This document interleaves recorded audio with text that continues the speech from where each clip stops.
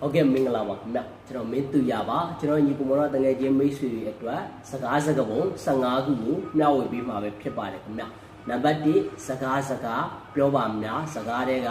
စာတိပြနံပါတ်2နှုတ်ကြောက်သည်လက်ကြောက်ကြည့်နံပါတ်3နှုတ်တရားစာတစ်လုံးနံပါတ်4နည်းနည်းပြောများများနားထောင်နံပါတ်5နှိပြောနောက်ကြည့်ညပြောအောက်ကြည့်နံပါတ်6စိတ်ပတိနဲ့မူသားပြောထရည်ဦးနဲ့တရားဟောနံပါတ်9စူခဲစီမြဲစီနံပါတ်10ချစ်စီလူဒီပါဇက်မုန်းစီလူဒီပါဇက်နံပါတ်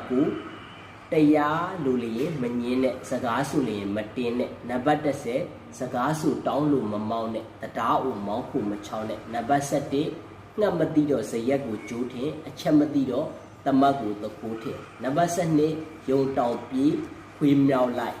နံပါတ်13အချောကိုလည်းမမတ်နဲ့အပြောဆိုလည်းမကက်လန်းနဲ့နံပါတ်14မှတ်ရကူစုနာလုံခံခတ်အမျက်ထွက်နံပါတ်15စကားလုံးသူ့ကြုံဖြစ်ဟုတ်ကဲ့အားလုံးစုစုပေါင်း15ခုပဲဖြစ်ပါတယ်မတည်သေးတဲ့မိတ်ဆွေတငယ်ချင်းတွေအတွက်မျှဝေပေးတာဖြစ်ပါတယ်ခင်ဗျ